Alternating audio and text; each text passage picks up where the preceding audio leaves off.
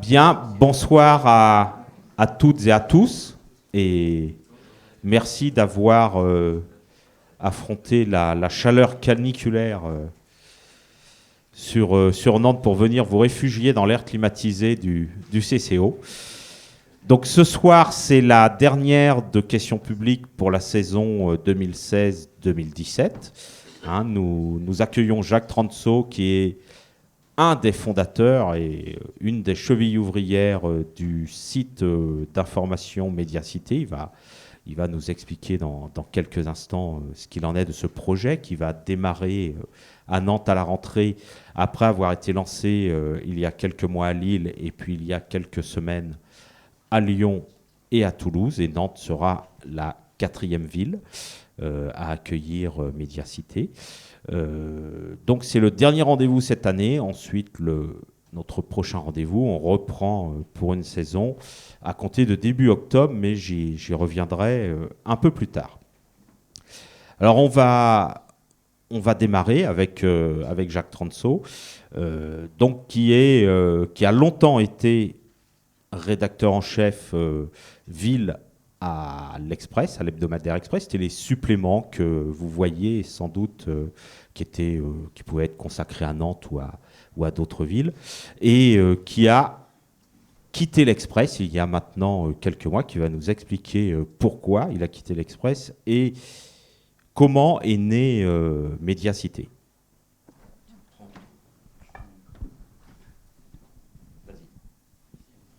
Bonsoir à tous. Vous m'entendez un peu ?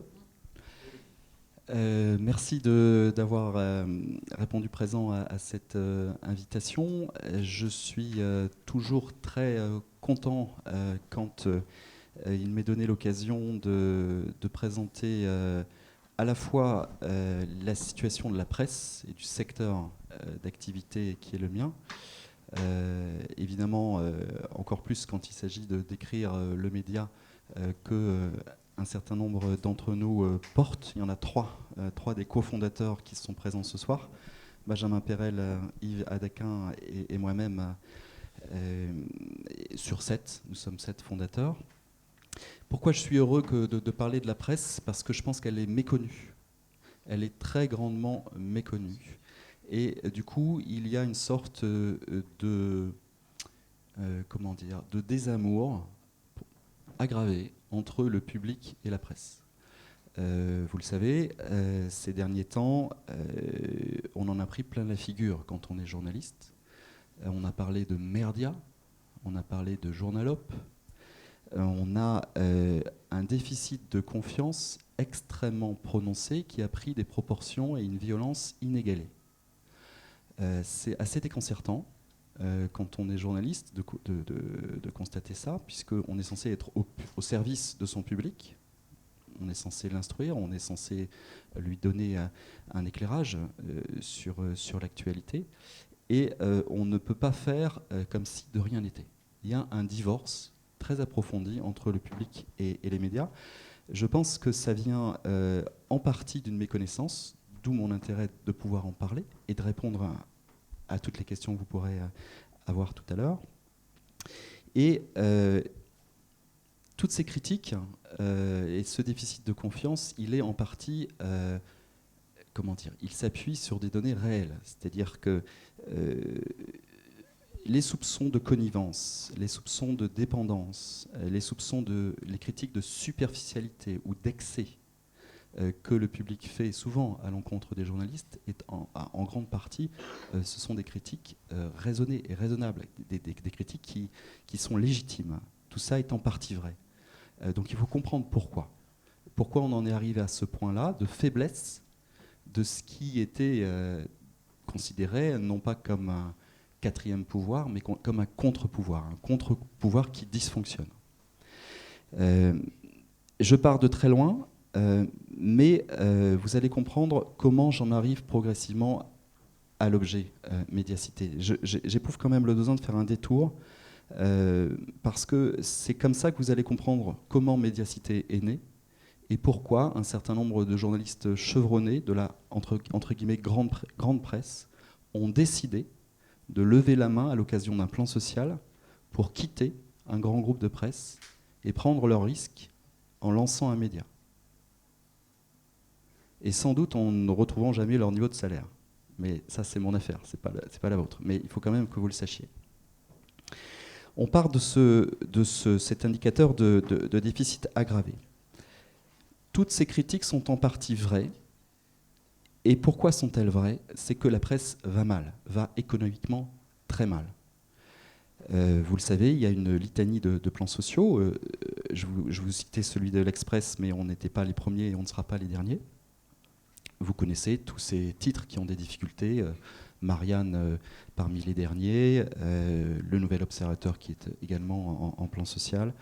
À l'Express, c'était 250 départs dans un groupe qui en comportait 750. Ça vous situe un petit peu les choses.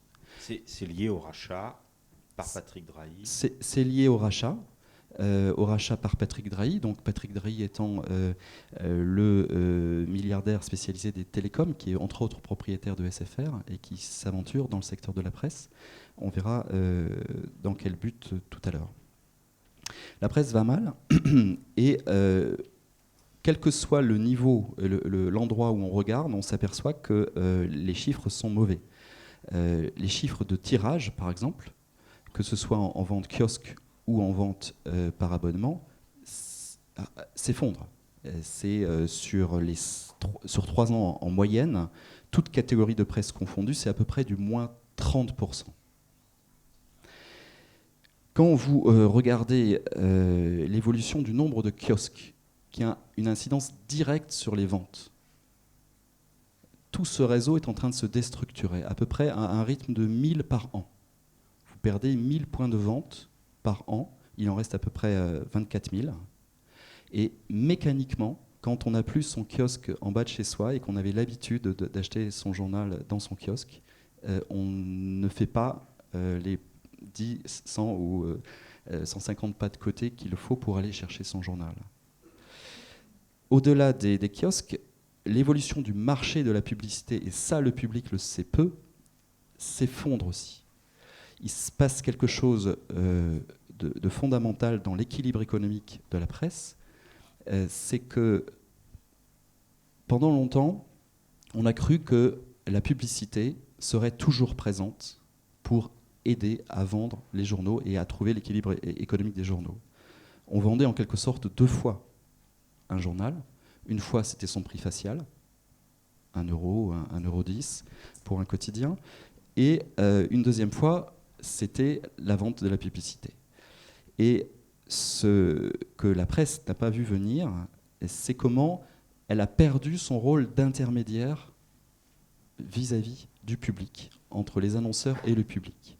Pour faire la publicité, aujourd'hui, grâce à Internet, vous pouvez facilement contourner les médias, qui ne sont plus les intermédiaires clés, rois, et donc ils perdent des parts de marché au profit essentiellement des grands groupes que sont Google, Facebook. Tout ça, vous le savez, mais ça veut dire concrètement que c'est des chutes vertigineuses de chiffre d'affaires. Pourquoi je vous raconte ça? Parce qu'évidemment, ça a un impact direct sur le nombre de journalistes. Et vous avez une situation très singulière en France, mais pas uniquement en France, où on a, dans des sociétés aussi sophistiquées que les nôtres, aussi complexes que les nôtres, une diminution en masse brute du nombre de journalistes encartés, c'est-à-dire qui ont une carte professionnelle de journaliste. Depuis 2009, on en perd, là aussi, à peu près 1000 par an. Il en reste à peu près 35 000 en France, mais l'hémorragie ne va pas s'arrêter. Elle se poursuit. Aux États-Unis, c'est la même chose, voire de façon encore plus accentuée. Je peux vous le montrer clairement sur une slide. Ce sera assez éloquent. Une diapo plutôt, en bon français. Voilà, vous avez ici, sur le graphique de gauche, l'évolution du nombre de journalistes en France. Le point haut était en 2009, avec 37 904 journalistes. Depuis, ça commence à baisser. Vous pourriez me dire, ok, mais la baisse en fait est peu sensible. Mais il faut comprendre que dans notre catégorie socio-professionnelle, on est plutôt rattaché à des cadres. cette catégorie de cadres ne cesse d'augmenter dans le total des emplois en France. Donc proportionnellement, on baisse sensiblement. On aurait dû continuer d'augmenter, comme notre catégorie de rattachement, et on baisse assez fortement. À côté, sur le graphique de droite, vous avez l'évolution de la taille des rédactions. Et évidemment, mécaniquement, vous commencez à avoir une baisse du nombre moyen de journalistes par rédaction. Alors, pourquoi je vous raconte tout ça ?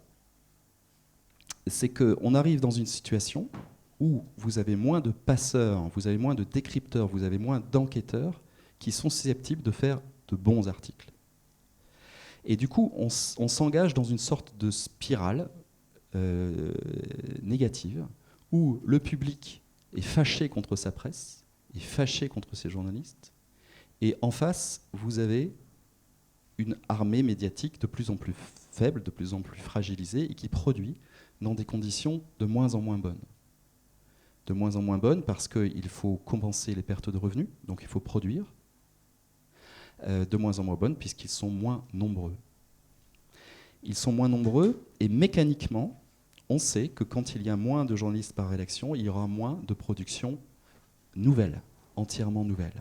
Il y aura beaucoup de copier-coller. Il y aura beaucoup d'articles que vous avez vus. Si vous farfouillez sur un sujet, vous allez repérer un article, puis le même article ou quasiment le même sur tel et tel et tel site.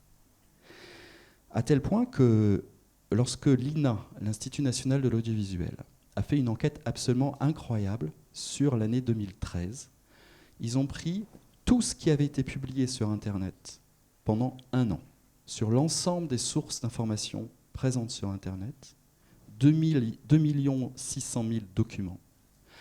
Et ils ont, grâce à des lectures algorithmiques, des logiciels mathématiques, établi que, et c'est un ouvrage tout récent,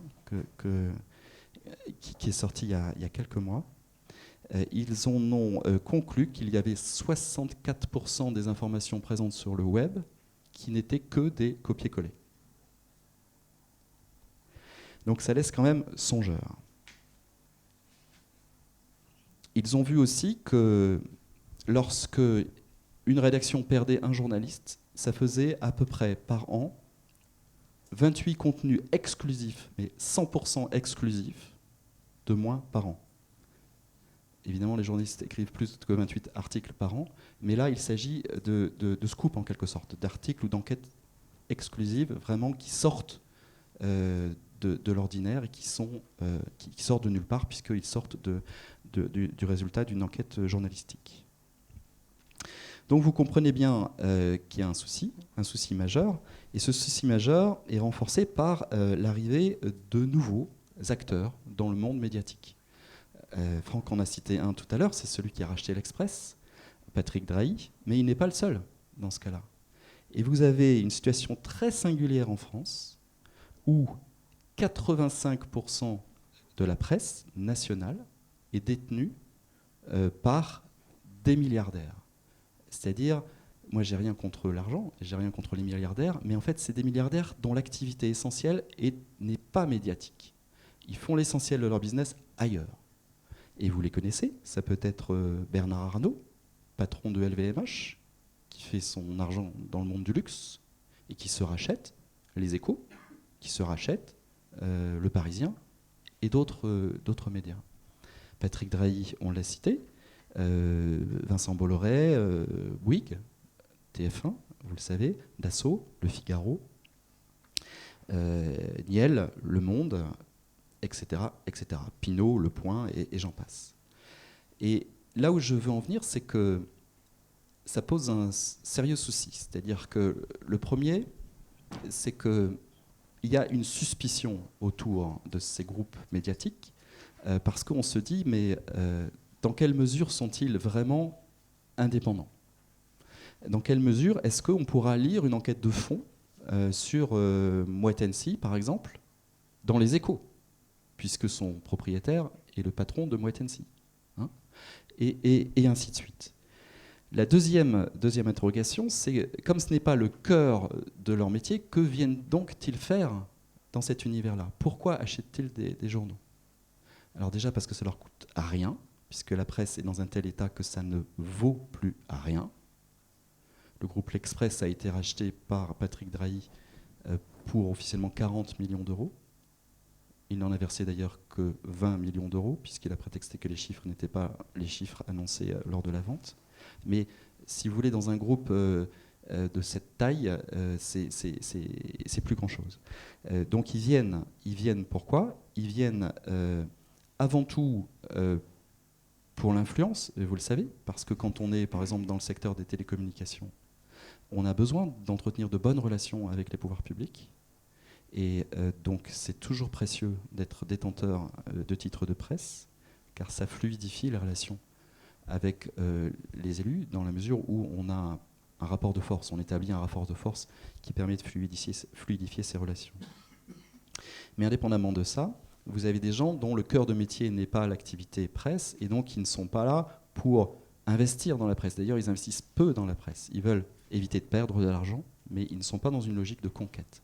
Et ça, c'est singulier parce que quand on regarde nos voisins européens notamment, mais aussi au-delà, on n'est pas du tout dans ce même cas de figure. En Allemagne, par exemple, vous avez des grands groupes spécialisés dans l'activité presse et qui n'ont que ce souci-là en tête. Bertelsmann, Axel Springer, et j'en passe. Au Japon, vous avez le groupe Nikkei, qui est extrêmement puissant. Et en Suisse, vous avez le groupe Ringier, etc., etc. Donc, tout ceci pose quand même des problèmes de fond. Des problèmes de perte de pluralisme, des problèmes de perte d'acuité journalistique et des problèmes de destruction d'emplois, avec les chiffres que je vous ai cités tout à l'heure.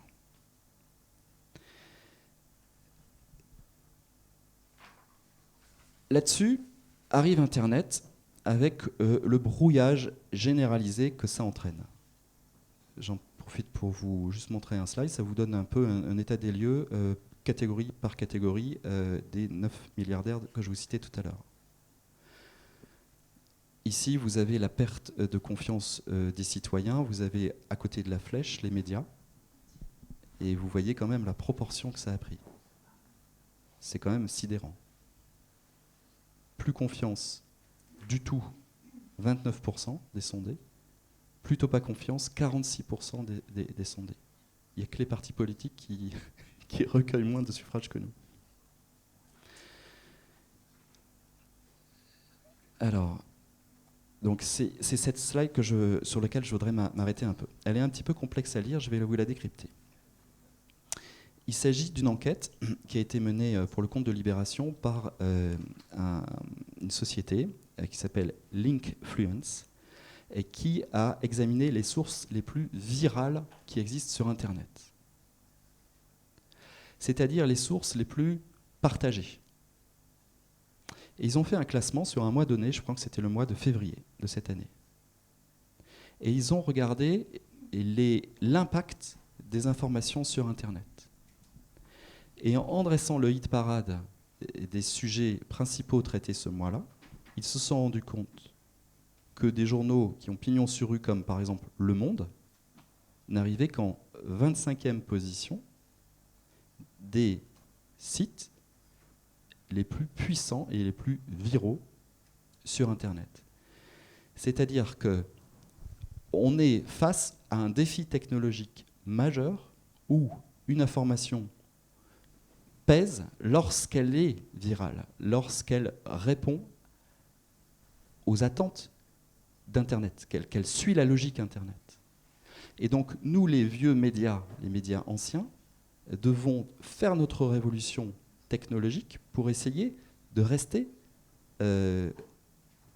en tête de l'impact de nos informations. C'est-à-dire que nous, on le fait à l'ancienne, avec de l'information qui est censée être vérifiée, recoupée, et l'impact de ces informations est faible par comparaison à d'autres médias, comme les gros carrés que vous pouvez arriver. Ça peut être parfois des médias comme Osons Causer, qui sont en fait des médias présents sur YouTube, où c'est de la vulgarisation, du décryptage de médias, plutôt pour un profil jeune, extrêmement viral.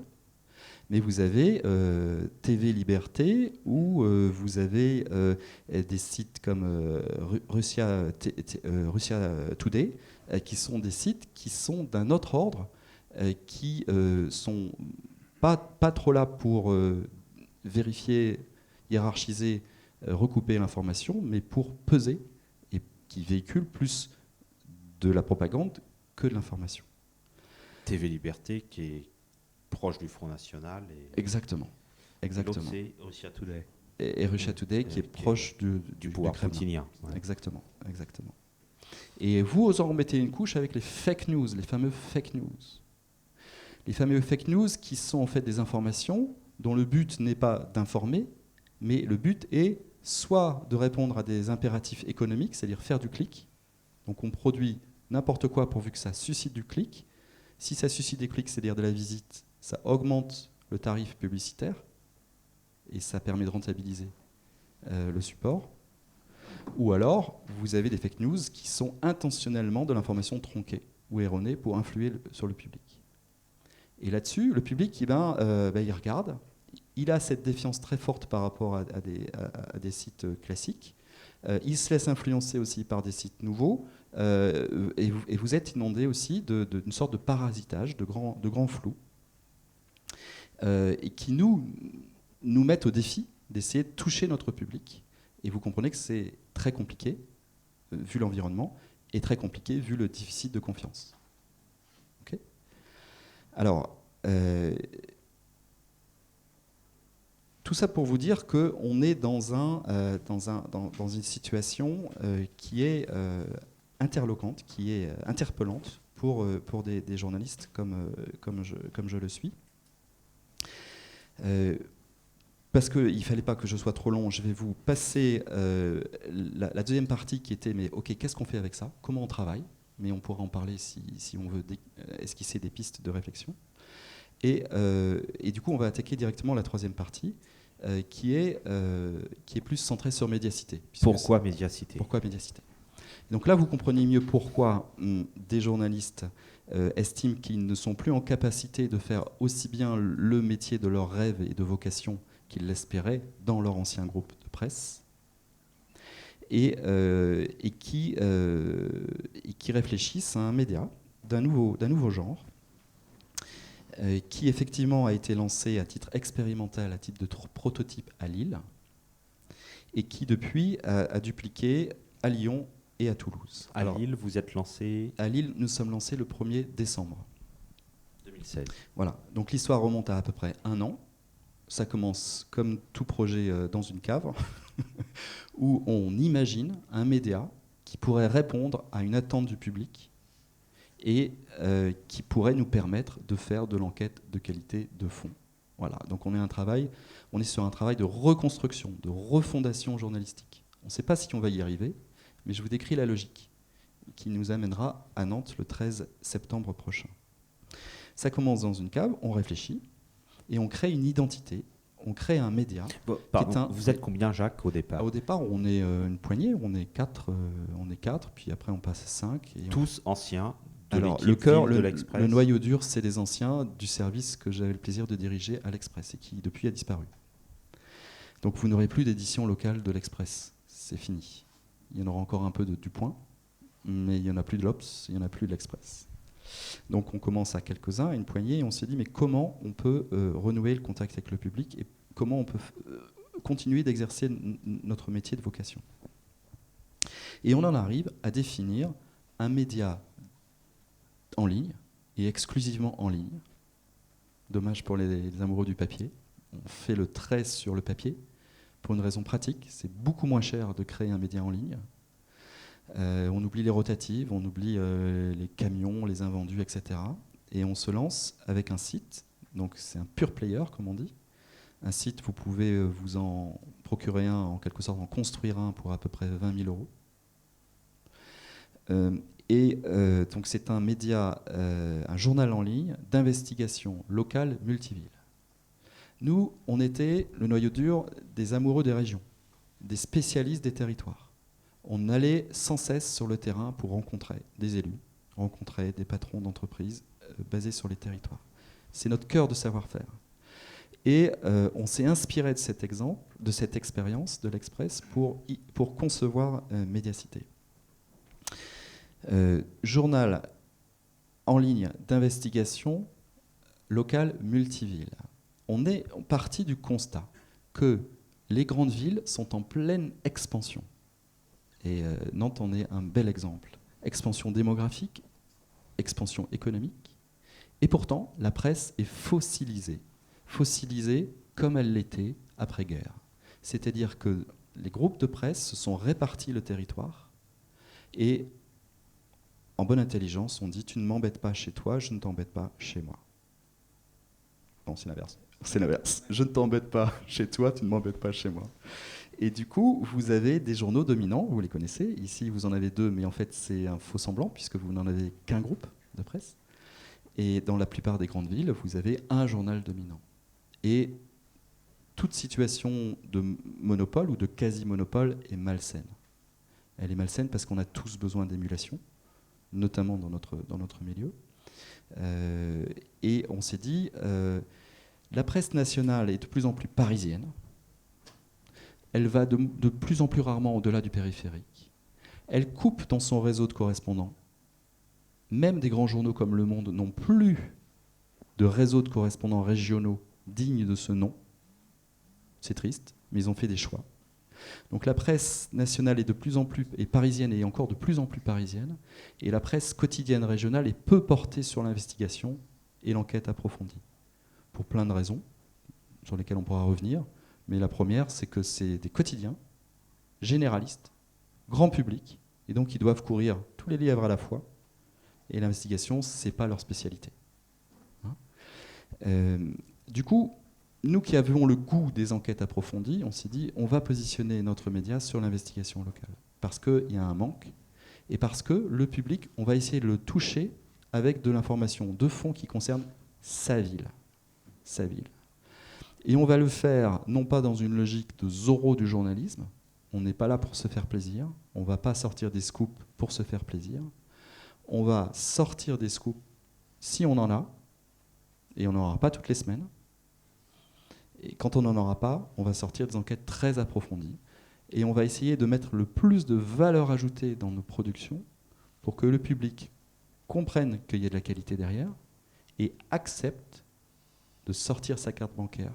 Ce qui est extrêmement culotté par les temps qui courent.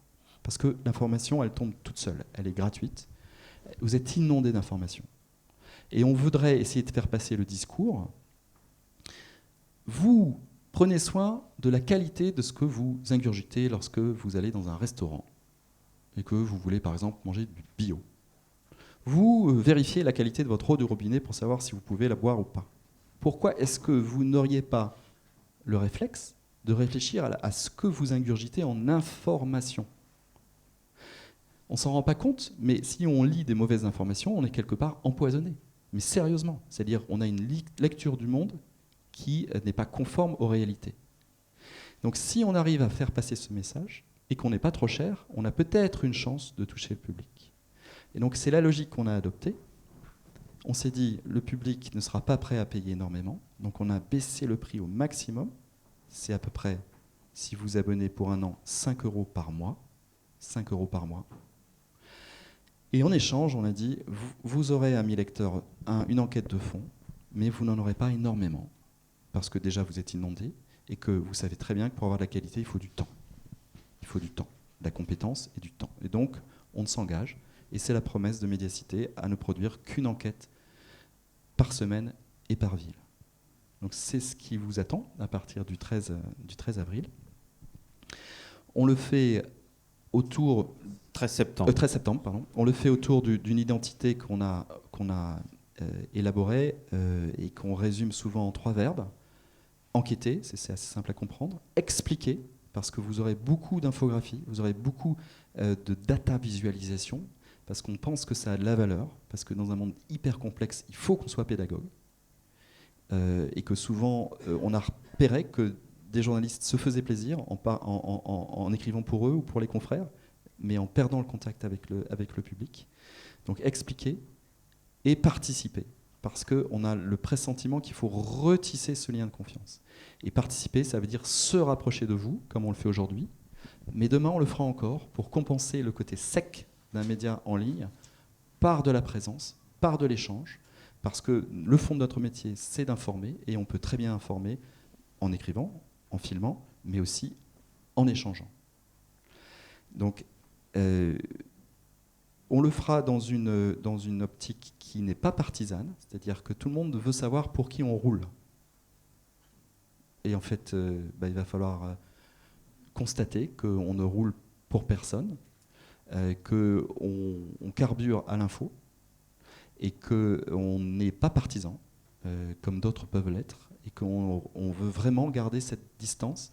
On sera incisif, investigation sans concession, mais sans être partisan.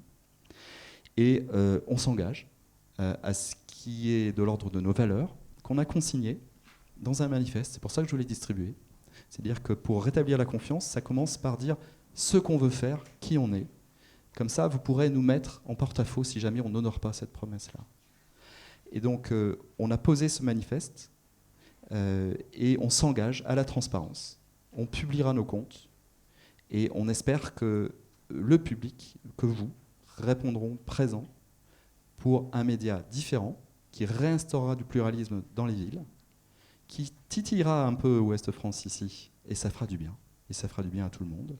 Nous, on restera un média dit de niche, c'est-à-dire de complément à la PQR, mais on est le complément idéal à la PQR. Et je vous garantis qu'on le constate déjà à Lille, à Lyon, à Toulouse, comment l'arrivée d'un petit média comme le nôtre vient bousculer le jeu médiatique local. Et ça fait du bien. Ça fait du bien au débat public, ça hausse le niveau moyen, ça suscite de la réaction, et c'est comme ça qu'on espère sortir par le haut. Parce que le fondement de Médiacité, c'est pas pour rien qu'on s'appelle Médiacité, c'est cité au sens citoyen du terme, et donc c'est la démocratie, c'est le citoyen éclairé, c'est ce qu'est la phrase qui avait été mise en exergue de l'invitation, c'est un citoyen, une démocratie suppose un citoyen éclairé. Voilà. Il y a un gros enjeu, on y croit, on espère vous convaincre, il y a un gros enjeu pour capter l'attention du public. Vous êtes tous sursollicités par plein d'autres choses très addictives, et nous on va vous proposer de l'enquête de fond, c'est-à-dire un petit peu d'effort, parce qu'il faut lire, c'est long, c'est parfois complexe, mais si chacun ne joue pas ce jeu-là, quelque part on n'arrivera pas à essayer de reconstruire un secteur médiatique aussi mal en point que ce que je vous ai pu vous décrire au début de cette première prise de parole. Alors, Jacques, pouvez-vous un peu expliquer concrètement comment vous allez fonctionner sur le terrain? Est-ce qu'il y aura une rédaction de Médiacité ici à Nantes? Comment vous êtes 7 fondateurs, c'est ça? Oui. Alors, on n'a pas le don d'ubiquité. Et on connaît bien ce métier, on connaît bien notre univers, donc on sait que pour sortir des scoops, parce que c'est quand même l'enjeu, sortir des choses qui sont cachées, qui ne sont pas dites, il faut être sur le terrain. Et nous n'avons pas le don d'ubiquité, pardon. Donc pour chacune des villes, on a rencontré des collègues, des confrères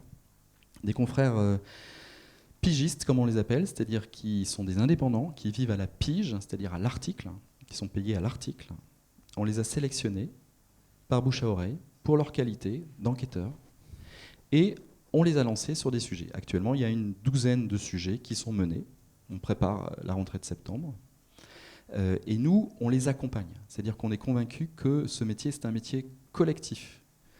Souvent, les journalistes pigistes sont isolés. Ils rendent leur article, ils n'ont pas de retour, ça paraît, on passe à autre chose. Nous, on bonifie, on travaille les angles, on travaille l'infographie, on médiatise aussi leurs écrits. C'est le média rêvé pour un journaliste enquêteur. C'est conçu, c'est une machine à sortir du scoop, et on va le faire de façon collective. C'est comme ça qu'on va travailler. Alors peut-être une petite explication sur, vous l'avez esquissé, entre investigation et enquête. Parce que de l'investigation pure, comme vous l'avez dit, on ne peut pas toujours en sortir toutes les semaines, parce que le scoop, il faut le déterrer, il faut aller le chercher, ça peut prendre du temps. Et comment définiriez-vous l'enquête à côté ? C'est si vous avez des exemples dans les villes déjà investies par Médiacité. Oui. Alors, l'investigation, tout le monde met des choses différentes derrière le terme. Quelque part, nous, ça nous va bien, parce que l'investigation, ça a le vent en poupe. C'est-à-dire que ça répond à une attente. Vous regardez la télévision, une des émissions phares du journalisme, c'est Cache Investigation. Chaque semaine, c'est à peu près 3,6 millions d'auditeurs, de téléspectateurs. Mediapart, c'est un succès de presse. On aime ou on n'aime pas, là n'est pas le problème. Ils sont à 135 000 abonnés. Canard enchaîné, c'est une institution. Et les Français sont très attachés au Canard enchaîné. Et ça marche très très bien. C'est un journal qui n'a pas bougé d'un iota depuis quasiment 100 ans. Pas de pub, 8 pages, les maquettes toujours pareilles, grand format, et ça marche très très bien. Donc l'investigation au sens scoop, il y a une attente. Justement parce qu'il y avait cette critique de connivence, de défaut d'indépendance. Donc les gens aiment bien des journalistes incisifs. La figure de Élise Lucet, qui va chasser son scoop jusqu'au Vatican, c'est plutôt connoté positivement. Hein. Donc il y a le scoop, il y a l'investigation au sens scoop, il y a l'investigation au sens conflit d'intérêts, corruption, malversation. Ça fait partie de la mission de Médiacité, mais ça ne se limite pas à ça. Déjà parce que le monde, il n'est pas noir à ce point. Parmi les élus, il y a des gens corrompus, et on ne se privera pas d'en parler, mais ils ne sont pas tous corrompus, loin de là. Parmi les chefs d'entreprise, il y en a qui trichent, il y en a qui ont des paradis, qui placent leur argent dans des paradis fiscaux sans se déclarer. On en a révélé encore quelques-uns récemment dans nos colonnes. Ce qui ne les a pas empêchés d'être élus ce dimanche. En l'occurrence, c'était Bruno Bonnel hein, qui se présentait à Villeurbanne face à Najat Vallaud-Belkacem. Et on a prouvé qu'il était détenteur de 2 comptes au Delaware et qu'il s'était mis en situation de faillite frauduleuse au sens artificiel, artificieuse, comme disent les juristes, pour ne pas payer sa pension, puisque c'était un divorce. Et quand si vous avez un compte en paradis fiscal, ne divorcez pas. Si vous avez, voilà, ça c'est. Il a été élu. Pardon ? Il a été élu. Il a été élu, oui, à 60%. Ouais. Donc vous aurez ça, mais vous aurez aussi l'investigation au sens enquête très approfondie et décryptage très approfondi. Et là, on fera la différence par la qualité de la profondeur de l'enquête. Est-ce que j'ai répondu à la question ? Maintenant, des exemples. Donc, on a cité Bruno Bonnel. À Lyon, vous avez démarré par un cours retentissant et un directeur d'opéra. Alors, donc on va concrétiser, parce que c'est ça que vous allez avant tout retenir. On se lance à Lyon avec un scoop sur le train de vie qu'on a appelé de Diva du directeur de l'Opéra de Lyon. Serge Dorny est un brillant directeur d'opéra qui a hissé l'Opéra de Lyon à une renommée internationale. Le gars, il est vraiment bon. Sauf qu'il est là depuis 2003 et que la réussite de l'opéra, il se l'est appropriée et que du coup, eh bien, il en profite. C'est humain, on ferait peut-être tous pareil. Sauf que ça se savait dans les milieux, dans le microcosme, et personne n'en parlait. Pourquoi personne n'en parle ? Parce que c'est l'Opéra de Lyon. Et quand vous êtes de la presse lyonnaise, vous n'allez pas commencer à critiquer un des emblèmes de la ville. La ville est dans une bataille pour une reconnaissance de capitale européenne. Elle a besoin de son opéra. On ne va pas casser l'opéra. Donc il faut que Médiacité, tout nouveau média, arrive pour qu'on sorte les notes de frais de Serge Dorny, 3500 documents sur 3 exercices qui montrent qu'à minima, il fonctionne avec 8000 à 8500 euros de notes de frais par mois. Et il a quand même un salaire qu'on estime à 25 000 euros. Et encore, c'est le minimum qu'on ait pu prouver. Parce qu'on n'a coursé qu'une carte bancaire et il y en avait 2 en circulation. Du coup, on avait tout le détail de tous ses voyages, ses notes d'hôtel, ses notes de resto, on savait à qui il aimait manger, ce qu'il avait mangé. Ce qui est intéressant, c'est qu'il y a une suite, puisque parmi les tutelles, parce que le problème c'est la faiblesse des tutelles, là c'est une association qui dirige l'opéra, donc il y a trop de responsables, donc il n'y a pas de responsable. Parmi les responsables, il y a la ville de Lyon qui a diligenté sa propre enquête pour vérifier que ce qu'on avait raconté n'était pas erroné. Donc il y aura sans doute des suites. Donc il y a ce genre d'enquête, mais il y a aussi d'autres enquêtes. Par exemple, Benjamin a fait une enquête de fond sur l'île plaque tournante de la drogue. Parce qu'on part de faits divers incroyables où il y a des batailles au sabre en plein après-midi dans certains quartiers de l'île. Et on se dit, mais qu'est-ce qui se passe ? Qu'est-ce qui se passe ? Donc nous n'allons pas traiter le fait divers. En revanche, on essaie de comprendre pourquoi il y a un problème de trafic de drogue. Et on explique que la drogue arrive beaucoup plus facilement à Lille parce qu'elle est à proximité des frontières, notamment des Pays-Bas, qu'elle est de meilleure qualité et que du coup, il y a un trafic qui se multiplie avec des règlements de compte entre bandes. Là, on est dans du décryptage. On explique ce qui se passe dans votre ville. Voilà. Je pourrais continuer d'énumérer le genre d'articles qu'on a fait. Je ne sais pas, il y en a un que j'aime bien parce qu'il est un peu insolent et quand on fait ce métier, on est un petit peu insolent. Vous connaissez Patrick Kanner, hein, qui était l'ancien ministre de la Jeunesse et des Sports. Et Patrick Kanner guigne le poste, la succession de Martine Aubry à Lille. Il veut devenir maire de Lille. Et donc, il a mis à profit son poste de ministre de la Jeunesse et des Sports et de la ville pour se rendre très régulièrement à Lille et dans le Nord. Et donc on a compté, on a épluché tous ces agendas pendant une année et on a fait des camemberts en quelque sorte, des infographies, et on a abouti à un résultat, c'est qu'il faisait les 2/3, si ma mémoire est bonne, de ses déplacements dans la région Nord et sur en tant que ministre, et sur l'ensemble de ses déplacements, 1/3 rien qu'à Lille. Voilà. Et donc on s'est juste permis de donner l'info. Voilà. Et ça faisait démonstration. Donc ce degré d'insolence qui est nécessaire, parce qu'on ne fait pas n'importe quoi avec l'argent du ministère, quoi. Il n'est pas ministre de la Jeunesse et des Sports de Lille, il est ministre de la Jeunesse et des Sports France entière. Et donc c'est le genre d'enquête que vous pourrez sans doute lire à Nantes prochainement. Alors, vous avez sur l'île un peu plus de 7 mois d'existence maintenant. Sur le plan économique, c'est-à-dire par rapport à ce qu'on appelle le business plan, comment ça se passe ? Quels sont les premiers retours pour ce qui est des abonnements et les retours également des lecteurs ? Donc, inutile de vous dire que le pari qu'on s'est fixé est un beau pari, mais difficile à tenir. Parce que les gens, vu ce degré de défiance, ont besoin d'être rassurés. Ils ne savent pas qui est médiacité. Ils vivaient très bien sans médiacité. Pas besoin de médiacité pour vivre. Hein. Il suffit de boire, de manger et de dormir. Donc, ils sont curieux. Et ça, on peut tester la curiosité, parce qu'on sait le nombre de connexions au site, mais ils ont encore du mal à sortir la carte bancaire. Donc, en nombre d'abonnés, on croît de façon régulière, mais insuffisante. On le sait, ça.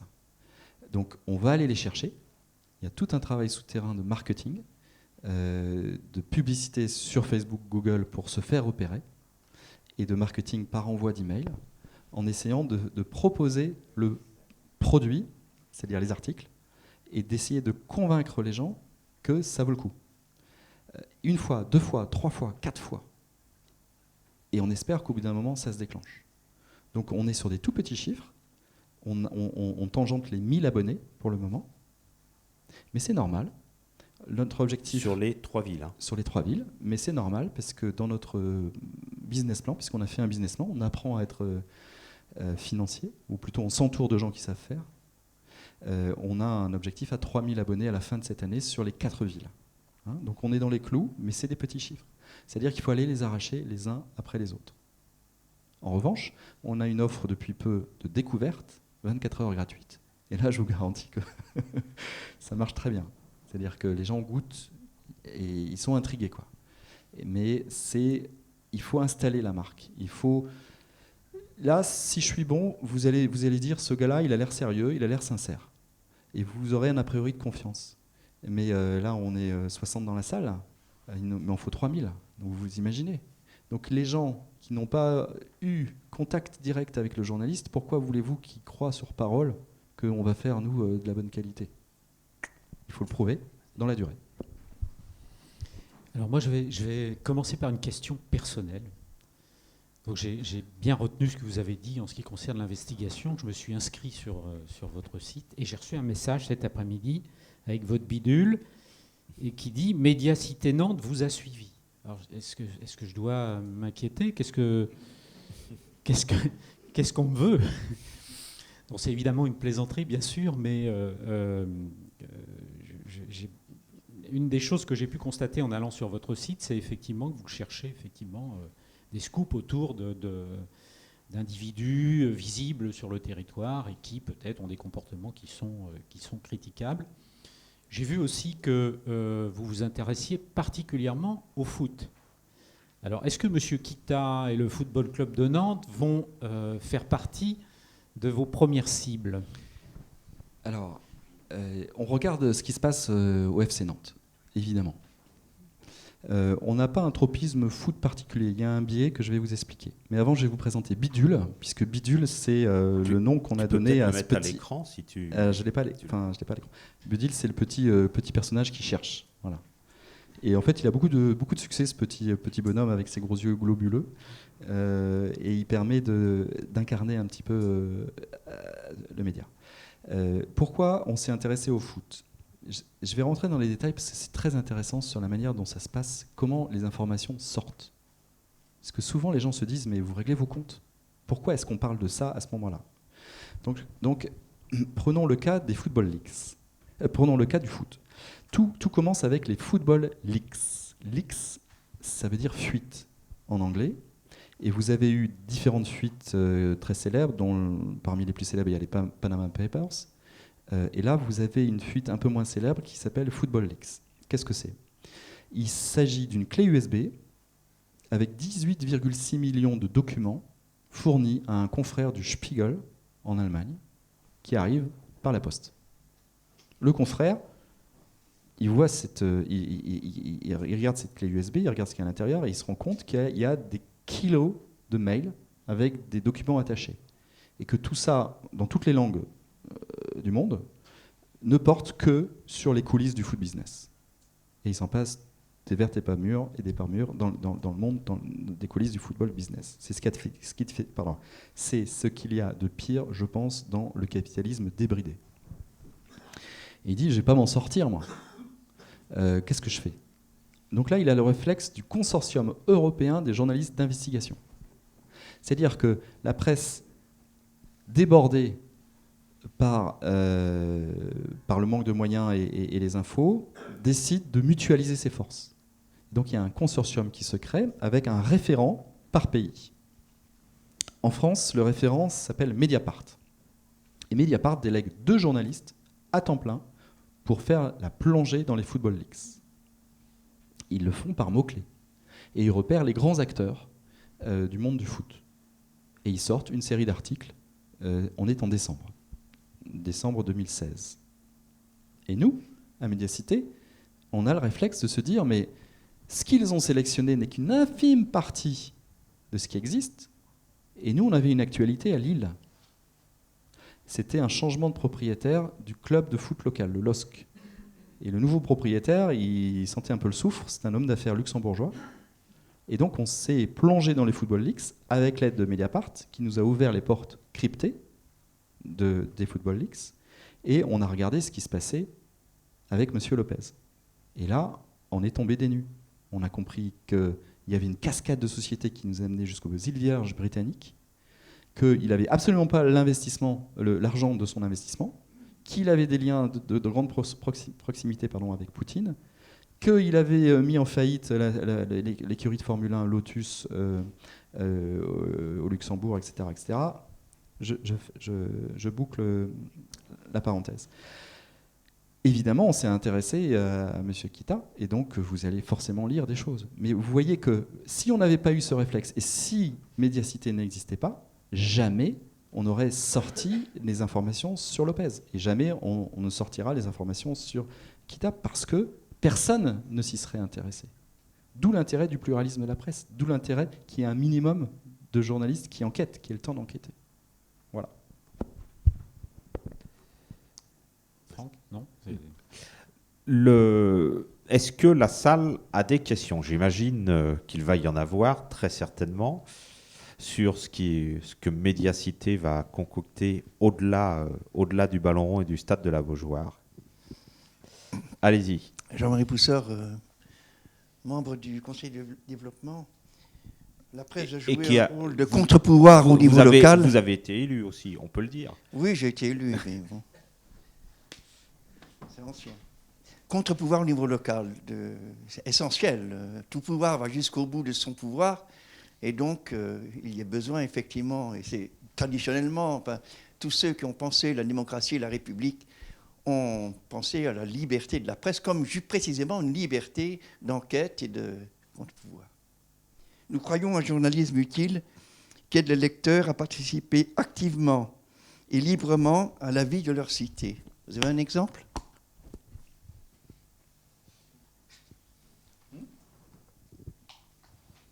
Qu'est-ce que je vais vous prendre comme exemple ? Parce que ça vous intéresse. Oui, Pour la citoyenneté. Je sais pas, on va prendre un exemple très prosaïque. Vous voyez, on s'est intéressé au mode de déplacement urbain à Lille, dans la métropole lilloise. Et on a regardé les modes de déplacement dits doux, essentiellement le vélo. On a constaté que dans cette ville, dans cette métropole, le mode de déplacement en vélo était stable, voire en léger déclin, à 1,5% des déplacements urbains. Donc, pourquoi le vélo pédale dans la semoule, en quelque sorte? Et comment faire en sorte qu'il en soit autrement? Et comment impliquer les gens intéressés par ce combat-là? Anti-pollution, en quelque sorte, pour pacifier la ville. Donc, on a pointé, on s'est interrogé, on a fait de l'enquête et on a décrypté les raisons du manque de présence du vélo. Et on a accompagné cette enquête par une carte interactive où on pointait les difficultés à certains endroits de passage en vélo. Et on a sollicité les gens pour pouvoir nourrir la carte et donc quelque part s'impliquer. Donc on n'est pas dans les grands idéaux, on est sur un cas très concret où on joue de l'implication par l'information. Et là, la ville peut changer en s'appuyant sur des données et en impliquant le lecteur dans une cartographie qui bonifie en quelque sorte le texte. Je ne sais pas si j'ai répondu précisément, mais vous avez un petit exemple. Qu'est-ce que je pourrais vous prendre d'autre? Vous le faites aussi dans la vallée du Rhône avec les installations Céveso. Oui, alors on a lancé une autre enquête participative sur la pollution industrielle.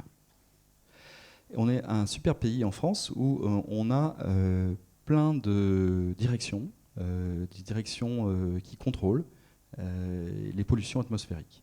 Il y a notamment une direction qui s'appelle la DREAL, qui vérifie que les industries ne sont pas trop polluantes et respectent les normes. Et cette DREAL effectue des audits et des sondages inopinés, aléatoires, et se rend en visite dans telle et telle industrie. Et rédige un procès-verbal si l'industrie ne respecte pas les normes.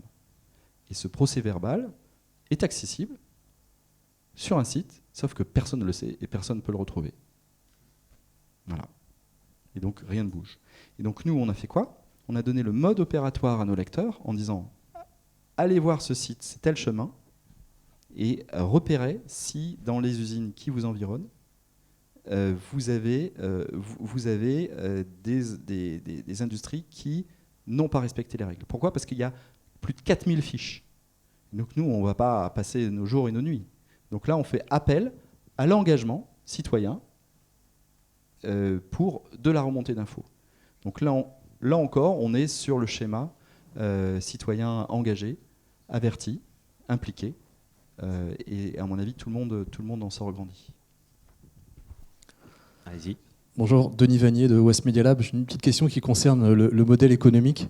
Vous disiez tout à l'heure que dans votre business plan, vous aviez un objectif de 3000 abonnés à la fin de l'année. Est-ce que vous avez ce qu'on appelle des plans B, c'est-à-dire est-ce que le modèle économique est assis uniquement sur les abonnements, ou est-ce que vous prévoyez dans la lignée en fait, de votre positionnement peut-être du financement par fondation, par don. Est-ce que vous avez envisagé en plan B ou C éventuellement le recours à de la publicité? Alors, la publicité, on oublie. On oublie parce qu'elle entraîne une suspicion. Si on reçoit de la publicité de telle ou telle entreprise, forcément, la logique du public, c'est de dire ok, vous êtes acheté. Voilà, à tort ou à raison, peu importe. Donc on ne veut pas rentrer dans de la suspicion. On est dans une ère de suspicion généralisée. Donc nous, il faut qu'on soit impeccable. Donc pas de pub. Après, la fondation, c'est une bonne question, sauf que c'est pas possible en France. C'est pas possible, c'est interdit. On ne peut pas porter une activité de presse, faire porter une activité de presse par une fondation. Non. C'est possible pour la recherche, pour la culture, pour les actions humanitaires, pour la santé, mais pas pour la presse. Pourquoi ? Parce qu'on a fait un choix après la guerre. Il y a eu de longs débats. C'était l'esprit de la résistance, c'était le Conseil national de la résistance, et beaucoup de gens disaient mais la presse est un bien d'intérêt général, il faut la sortir du système marchand classique. Et après de longs débats, les parlementaires de l'époque ont tranché et ont dit non, ça restera dans le secteur marchand, et on va simplement compenser le fait que ce soit aussi un bien d'intérêt général par des subventions. Et c'est pour ça que vous payez, vous, contribuables, et nous payons chaque année à peu près 800 millions d'euros d'aide à la presse. Ça représente 9% du chiffre d'affaires du secteur de la presse écrite. Donc on est dans un secteur marchand hautement subventionné, ce qui n'est pas très sain. Mais c'est pour ça qu'on n'a pas de fondation, parce que ce serait une sorte d'entorse à la concurrence. Alors on va peut-être y venir, parce que ça faisait partie du programme de certains candidats, dont le président actuel. Mais c'est un long chemin. Actuellement, ce n'est pas possible. Donc on est obligé de rester sur une logique marchande. Donc on a choisi une société anonyme, simplifiée. On lui a donné toutes les caractéristiques pour la rapprocher le plus possible d'un système coopératif. Et elle bénéficie, grâce à l'État, de déductions fiscales importantes. Enfin, c'est-à-dire si vous participez soit en don, soit en capital à la société, vous pouvez bénéficier de déductions de défiscalisation importantes. Donc, on reste sur ce registre de l'abonnement, mensuel ou annuel. Il y aura aussi un abonnement professionnel, parce qu'on estime qu'on pourra être lu par des décideurs qui devront savoir ce qui se dit sur eux. Et on va essayer d'équilibrer comme ça. Alors, 3000, effectivement, 3000, c'est le point mort à partir du moment où on est présent sur 4 villes. Si on atteint les 3000 abonnés, on équilibre. Mais on s'est donné 3 ans pour y arriver. On sait que ce sera dur. Ça veut dire que pendant 3 ans, on va creuser un déficit avant de tangenter le point mort. Et après, commencer à gagner un peu d'argent. Donc vous imaginez comment on fait pour tenir pendant 3 ans ? Parce que ça coûte des piges. En plus, on les paye bien, les pigistes, parce que c'est le socle. S'ils ne s'arrachent pas, on n'aura pas de bons articles. Et le client ne sera pas satisfait, etc. On retombera dans une spirale négative. Du coup, on a mis un peu de nos économies. On a chassé les subventions. Mais ça ne suffit pas pour faire vivre un média. Donc on est obligé de faire une levée de fonds. Donc on va voir des gens qui ont de l'aisance financière et on leur dit aidez-nous à tenir pendant les 3 ans. On ouvre le capital, 30% du capital. Vous allez voir, c'est une belle aventure, il y a des valeurs derrière. C'est bien pour votre ville, pour le pluralisme, pour le débat public. Et en plus, vous pourrez défiscaliser parce que vous en avez marre de payer trop d'impôts, donc vous pourrez défiscaliser. Et puis avec un peu de chance, vous allez gagner de l'argent parce que regardez, Mediapart, c'est le même modèle. Et ils ont mis 4 ans avant de gagner de l'argent, mais maintenant ils en gagnent énormément. Et donc si nous, demain, on est les premiers à se positionner sur l'investigation locale, peut-être qu'on pourra préempter un univers médiatique et devenir lucratif. Voilà. Juste pour rebondir, vous avez trouvé des investisseurs nantais. On ne demande pas de nom, hein, mais... Je cherche. Non. Pour l'instant, je n'en ai pas trouvé. Mais on en a... Qui t'a Oui, peut-être à Nantes, non. Attendez avant de le... Mais en revanche, j'en ai trouvé dans les autres villes. Donc on est en cours de levée de fonds, c'est un vrai boulot, hein. C'est très dur, c'est chronophage. Ça va nous tenir quelques mois encore. On est à peu près au tiers du chemin. On cherche 350 000 €, on est à peu près à 100 000. Voilà. Bonjour, Valentin Beauvalet de la Fédération des radios associatives en Pays de la Loire. Je trouve ça marrant parce que vous nous avez parlé de viralité tout à l'heure et vous parlez aussi de Mediapart. Et en même temps, on est sur un modèle où il y a très peu d'abonnés. Et je voulais savoir si vous alliez avoir une stratégie un peu, entre guillemets, de divertissement pour être connu du grand public et pour arriver au-delà des enquêtes, c'est-à-dire des vidéos, ce genre de choses qui peuvent vous apporter peut-être un autre public. Parce que quand on parle de Mediapart, ça a marché, mais on compte plus le nombre de plateaux télé d'Edoui Plenel. Moi, personnellement, je suis abonné à Arrêt sur Image, c'est pareil, c'est parti d'une forte personnalité médiatique. Si vous partez sans ça, comment vous allez faire pour sortir du lot, quoi ? Donc c'est une bonne question et j'ai pas l'intention de me laisser pousser la moustache. C'est une bonne question parce qu'on est dans une ère de starification. Et à la fois on le critique, la starification, mais on l'adore. Et on fonctionne aux marques, aux noms. Voilà. Et donc nous on a une approche humble de l'info. Et donc c'est beaucoup plus difficile de percer, parce que aucun d'entre nous n'a la prétention de devenir une star. Moi, je suis obligé de parler un petit peu plus que la moyenne de mes cofondateurs dans le poste parce qu'il faut bien qu'il y en ait un qui se lance. Mais je carbure pas à ça. Donc, c'est un handicap. Après, c'est noble aussi de ne pas jouer la starification. Donc, ce sera plus long, mais ça peut rentrer en résonance. L'humilité, je pense que c'est une valeur qui monte. Et puis de toute façon on est comme ça, donc on fait toujours le média qui ressemble, qui nous ressemble.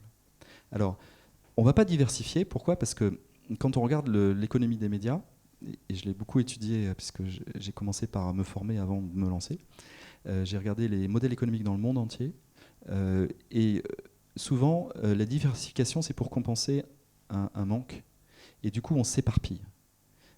Vous avez des médias qui font de l'événementiel, ils gagnent leur vie en faisant de l'événementiel. Vous avez des médias qui font de la formation, ils gagnent leur vie en faisant de la formation. Donc il y a un truc où on marche sur la tête, où il faut faire d'autres métiers pour vivre de son métier. Hein. Donc nous, on va rester sur un modèle par abonnement, on verra où ça nous porte, mais on sait que pour aller chercher des abonnés, outre l'aspect marketing digital dont je vous ai parlé tout à l'heure, il va falloir qu'on aille rencontrer le public. Et du coup, on va devoir monter des événements, mais au sens des rencontres, des débats publics, pour prolonger nos enquêtes, discuter, entendre les critiques, les félicitations aussi, et du coup incarner le média. On l'a testé. On a déjà fait 3 débats à Lille, qui ont tous bien marché. On a été agréablement surpris. On en fait un début juillet à Lyon. Donc il y a une attente, il y a une curiosité. C'est pour ça que mon propos liminaire était peut-être noir, mais je suis fondamentalement optimiste. C'est-à-dire que je pense qu'on peut reconstruire. Je pense qu'il y a un appétit il y a une curiosité par rapport aux journalistes. Quand vous êtes journaliste et que vous passez un dîner en ville, vous commencez par en prendre plein la figure pendant une demi-heure. Et après, si vous montrez que globalement vous êtes à l'écoute, que vous ne braquez pas, après, on commence à avoir des discussions intéressantes et on essaie de construire. Voilà. Donc on peut construire à partir de ça. Mais le modèle, ça restera pur abonnement. Les événements, on ne le fera pas payer. On l'a vu avec Mediapart qui a décollé par une accumulation de scoops. Est-ce que là, par exemple, les retours après Lyon sur les notes de frais du directeur de l'Opéra, il y a eu un petit mouvement ? Bien sûr. Mediapart a commencé à décoller avec le scoop sur les enregistrements secrets du majordome. Sur l'affaire Bettencourt. Affaire Bettencourt, pardon. Affaire Bettencourt. Pour la petite histoire, ces enregistrements secrets avaient été proposés au Monde, qui les a refusés, à l'Obs, qui les a refusés, puis proposés à Mediapart. Pourquoi l'Obs et le Monde les ont-ils refusés ? C'est qu'ils ont été volés. Donc c'était considéré comme non déontologique. Et Mediapart a été un petit peu plus comment dire, un peu moins, Un peu plus voyou. un peu plus voyou, voilà, je cherchais le mot. Et en fait, la justice leur a donné raison. Parce qu'après, c'est passé en justice et ça a été considéré comme valable parce que Le but poursuivi. le but poursuivi était d'intérêt général. Donc, quelque part, ils ont eu raison de le faire. Donc, les voyous, dans une certaine mesure, on accepte. Et ils ont commencé à décoller. Puis après, il y a eu l'affaire Cahuzac et là, ils ont explosé. Et depuis, ils ne cessent d'augmenter. Nous, on a déjà sorti beaucoup de scoops. On va dire au moins 4 qui ont eu une notoriété, enfin une répercussion nationale. Le premier, c'était sur l'histoire du grand stade de Lille. Je ne rentre pas dans les détails. Le deuxième, c'était sur Gérard Lopez, puisque ce qu'on a raconté sur lui, c'était quand même pas mal. Le troisième, c'était sur Serge Dorny, l'Opéra de Lyon. Et le dernier, c'était sur Bruno Bonnel, avec ses paradis fiscaux au Delaware. À chaque fois qu'on sort un scoop comme ça, on s'arrange pour qu'il y ait de la reprise. Parce que sinon, ça fait pchit, comme dirait l'autre. Du coup, il y a une curiosité énorme. Donc sur le site, on voit qu'on explose. On explose en nombre de connexions, on explose en abonnements découvertes. Et il y a une répercussion en abonnement payant, mais considérablement plus faible. Voilà. Donc c'est pour ça que je dis que je disais tout à l'heure, il faut que la marque s'installe. Il faut que la marque, que le public se rende compte qu'il se passe quelque chose et que les gars derrière Médiacité sont fiables dans la durée. Et voilà. Et une fois qu'il y aura une familiarité, peut-être qu'il y aura un déclenchement de l'abonnement, parce que vous aurez l'impression qu'il se passe des choses et que c'est un média qui vous concerne. C'est un peu votre média. C'est un peu un média de votre ville, donc qui vous concerne directement.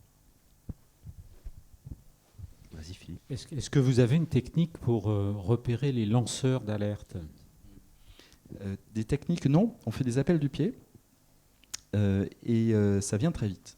Il se passe des choses très très intéressantes. Dès que vous arrivez dans une ville, comme je le disais tout à l'heure, il y a une sorte de tectonique des plaques. C'est-à-dire tout le monde, ça déplace tout le monde. Déjà, ça suscite un peu de jalousie de la part des confrères. Pourquoi ? Parce que ils disent pour qu'ils se prennent cela, nous aussi on fait de l'investigation, on les a pas attendus pour faire l'investigation. Et quelque part c'est normal parce qu'on arrive, donc on bouscule un petit peu. Si on n'est pas condescendant, ça va bien se passer. Et ça se passe globalement bien à très bien. J'ai oublié la question. Les lanceurs d'alerte. Lanceurs comment vous les d'alerte. repérez, Donc, les attirer? du coup, première réaction, c'est les confrères. Alors, au-delà, je vais arriver aux lanceurs d'alerte, mais sur les confrères, vous avez certains confrères de certaines rédactions qui, à tort ou à raison, estiment qu'ils ne peuvent pas diffuser certaines infos dans leur support. Et qui s'adressent à nous. Et qui nous filent les infos. Voire qui les écrivent sous pseudo. C'est étonnant, hein ? Après, vous avez des lanceurs d'alerte. Alors, les lanceurs d'alerte, il y a les nobles, ils ne sont pas nombreux, et il y a les moins nobles, ils sont très nombreux. Les moins nobles, c'est ceux qui sont guidés par l'intérêt privé. C'est-à-dire qu'ils ont un souci, parce qu'on veut construire une autoroute au bout de leur jardin. Ouais. Et donc, où ils sont en conflit commercial, on a arraché leur société, on les a volés, etc. Du coup, le côté justicier, c'est compliqué parce que ça n'a pas d'intérêt général. Donc, on écoute, ça prend du temps. On essaie de comprendre si oui ou non il y a un intérêt général. C'est chronophage. Et nous, on ne traite pas, quoi, parce qu'on n'est pas là pour faire régler les comptes par procuration. Alors après, les lanceurs d'alerte purs, entre guillemets, bon, personne n'est pur, hein. Il y a toujours une motivation. Mais il faut qu'on comprenne si la proportion d'intérêt général est suffisamment forte pour qu'on s'intéresse au truc. Et donc là, ils viennent spontanément, ça remonte assez facilement. Donc ça fait du bien, c'est nécessaire. Il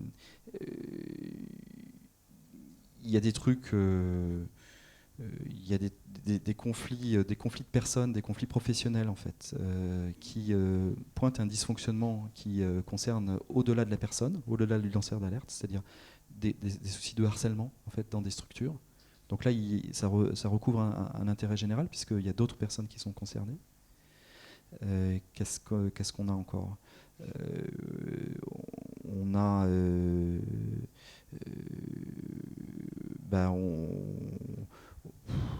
on a été tenu au courant de cas de conflit d'intérêts. C'est-à-dire dans des...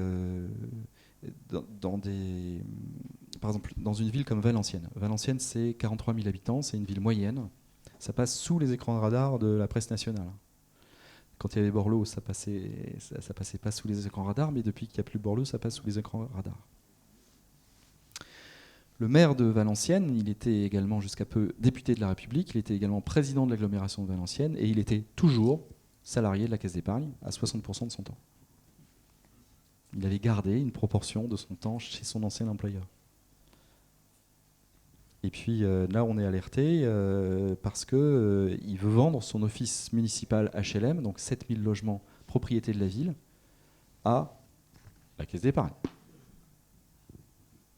Donc là, on a un cas de figure très singulier où, globalement, il suffit de se pencher pour vérifier qu'il est toujours salarié de la Caisse d'épargne. Et donc là, pour ça, on lit sa déclaration à la haute autorité de la vie publique. Et là, il est pris dans les mains dans le pot à confiture.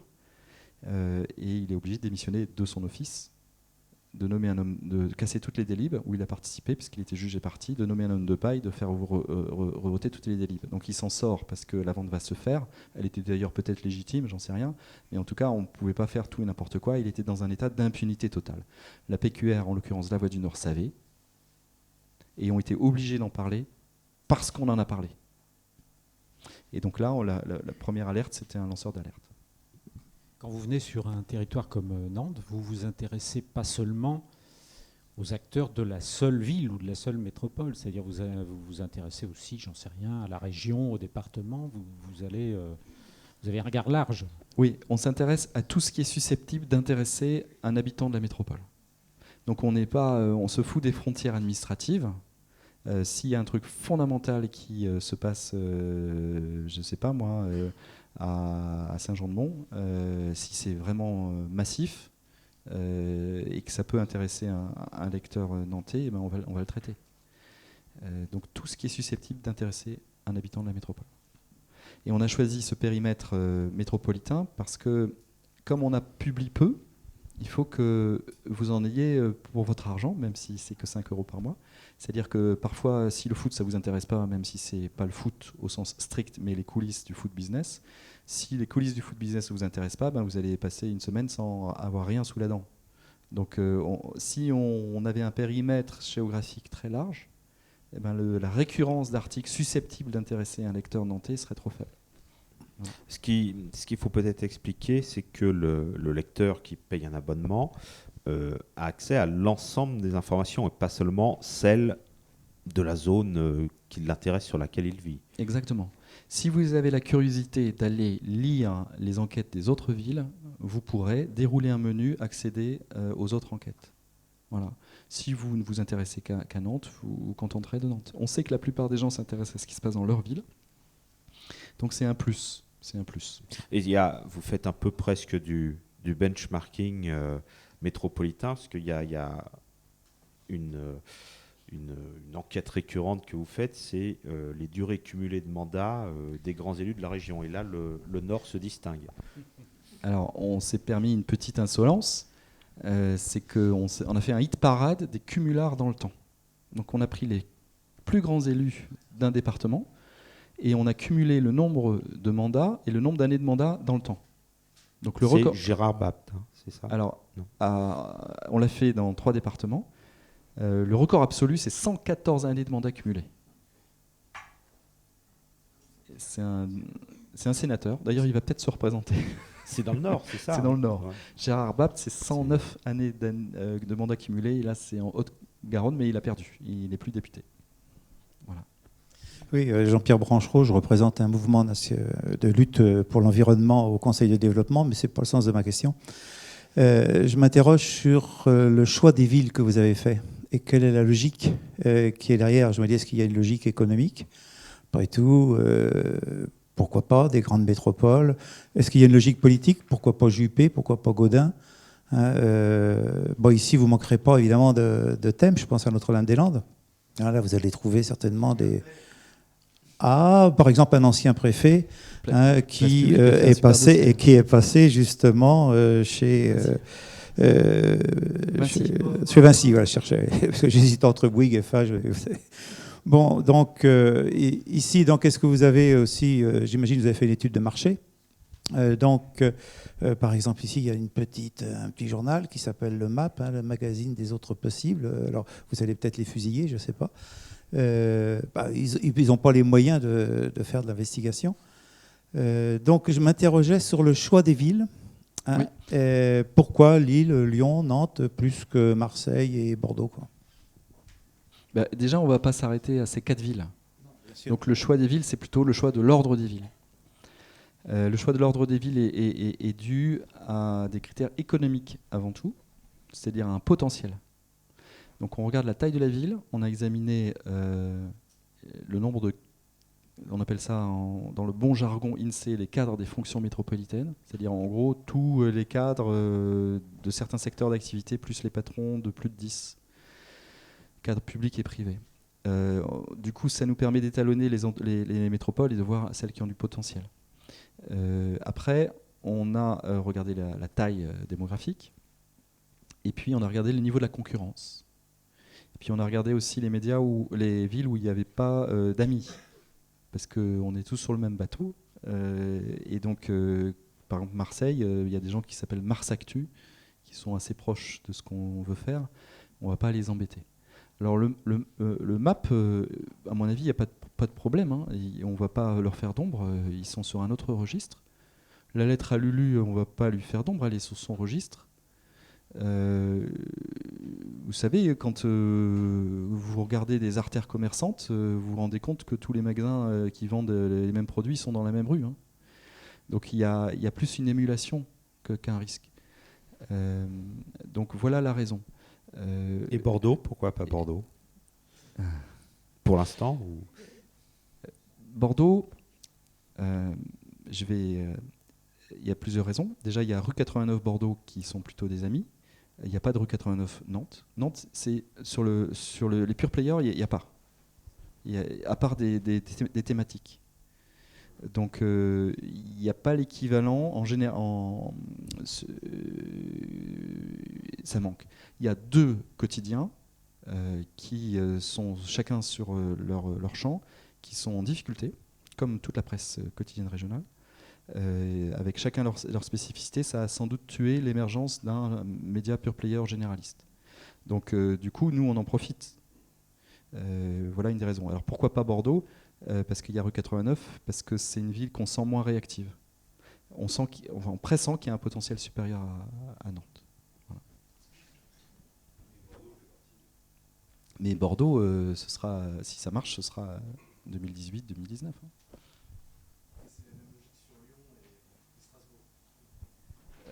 Alors Lyon, c'est particulier parce qu'il y a un rue 89 Lyon qui sont nos amis, mais il y a un potentiel de la ville qui est inégalé. Et Strasbourg, il y a un rue 89 Strasbourg. Bruno Des, Conseil de développement. En préambule, vous avez évoqué la qualité journalistique et puis le capital de la presse, alors soit les magazines ou les quotidiens. Et maintenant, pratiquement tous les magazines appartiennent à des groupes privés. L'Obs, par exemple, j'ai encore oublié son nom. Xavier Niel. Oui, Berger ne doit plus y être, moi je crois pas. Non. Ça, c'est Le Monde. Oui, lui, c'est Le Monde. Enfin bref. Et on a le sentiment, pour beaucoup de journaux ou de magazines, que la qualité baisse dès lors qu'ils sont propriétés de groupes économiques. On se demande si les journalistes ne font pas de l'autocensure. Moi, j'ai un exemple avec l'Obs, par exemple, que je trouve de moins en moins bon. Et vous avez évoqué, alors justement tout à l'heure, je voulais vous poser une question sur votre capital, puisque pour lancer même un magazine pure player, il faut de l'argent quand même si vous n'avez pas toute l'infrastructure autre. Et en fait, vous faites appel à des capitaux privés. Est-ce que vous ne risquez pas de vous retrouver enfermé, justement, si par exemple Kita met de l'argent, ça va être dur de sortir une histoire sur Kita après. Enfin voilà, non, c'est une boutade, parce que j'ai rien contre Kita. C'est une bonne question. Pire que la censure, l'autocensure. Vous avez raison. vous avez raison. Dans l'Express, on aura du mal à sortir une enquête de fond sur Patrick Drahi. Jamais le rédacteur en chef lancera un journaliste sur les fragilités de l'empire Drahi. Voilà. Donc, alors nous, comment on fait? Déjà, il n'y a pas de société sans argent. Donc on est obligé de trouver de l'argent. Il n'y a pas possibilité d'adosser à une fondation, qui pour nous serait la meilleure solution, puisqu'on est dans une conception de bien d'intérêt général et de bien universel. Normalement, il ne devrait pas y avoir de barrière d'accès. Ça devrait être gratuit, disponible à tout le monde. Donc on met la barrière de l'abonnement la plus basse possible et on opte pour un statut que je vous ai décrit tout à l'heure. Et après, on est obligé d'ouvrir le capital parce qu'on n'a pas de fortune personnelle. Et après, on est obligé de mettre des verrous par rapport aux gens qu'on introduit dans le capital. Ces verrous sont de 3 ordres. Le premier, c'est qu'on n'ouvre que 30%. Donc on reste un bloc de fondateurs à 70%. Premier verrou, première sécurité. Le deuxième, c'est qu'on cherche des tickets modestes, c'est-à-dire 10 000, 20 000, 30 000. Ça veut dire qu'on n'aura pas un actionnaire dominant, mais entre 15 et 20 actionnaires petits. Du coup, ils vont en quelque sorte se neutraliser, c'est-à-dire ils vont, s'il y en a un qui sort, il ne va pas déséquilibrer l'ensemble. Deuxième verrou. Et troisième verrou, on a un pacte d'actionnaires. Tout ça se travaille avec un avocat. Ça coûte de l'argent, hein, soit dit en passant. La première dépense qu'on ait faite, c'est 12 000 € pour l'avocat. Ça, on ne s'en rend pas compte. Parce qu'on est un média d'investigation, il n'y a rien de plus facile que de tuer un média d'investigation, c'est en attaquant en justice. Parce que ça coûte très cher, les frais de justice. Donc nous, on a pris un forfait, 12 000 €. Si on est attaqué 10 fois, on paiera la même chose que si on attaquait une fois ou 0 fois. Voilà. Du coup, le pacte d'actionnaires travaillé avec l'avocat prévoit des clauses de sortie qui sont plus ou moins attractives en fonction des conditions de la sortie et qui prévoit aussi des moments de sortie. C'est-à-dire que M. Kita, si jamais il veut mettre de l'argent, eh bien, il ne pourra pas sortir dans n'importe quelle condition. S'il sort dans n'importe quelle condition, il va sortir sans aucune plus-value. Donc il pourra sortir, ça ne déséquilibrera pas la structure. Voilà.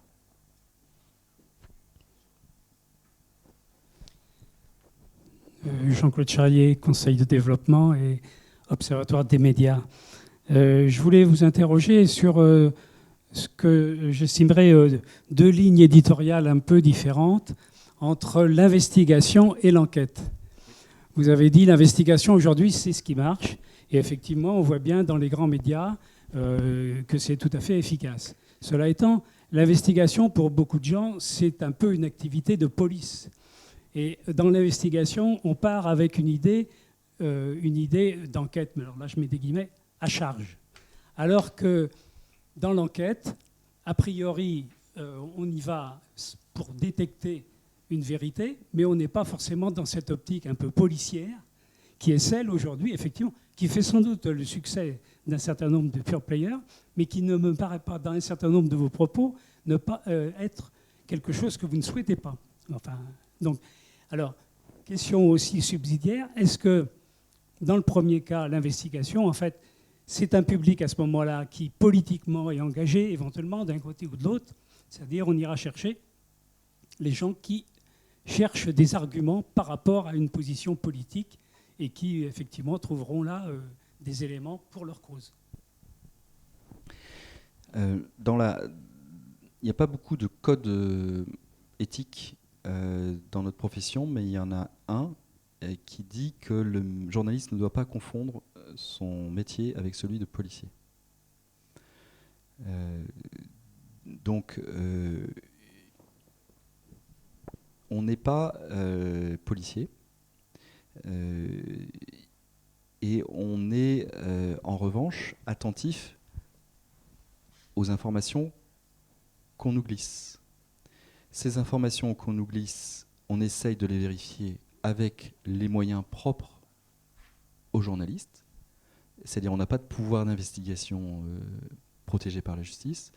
On s'engage à ne pas usurper notre identité, c'est-à-dire on ne se fait pas passer pour quelqu'un qu'on n'est pas. Et on essaye de recouper l'information en prenant soin de vérifier l'intention des gens qui nous sollicitent. En gros, c'est un métier où on se fait manipuler à longueur de journée. Donc, si vous voulez, ça devient un réflexe professionnel. Quand quelqu'un nous adresse la parole, on essaye toujours de comprendre qui parle, d'où il parle, et pourquoi à ce moment-là. Et donc, on mène nos enquêtes journalistiques. Après, c'est à la police et à la justice de prendre le relais.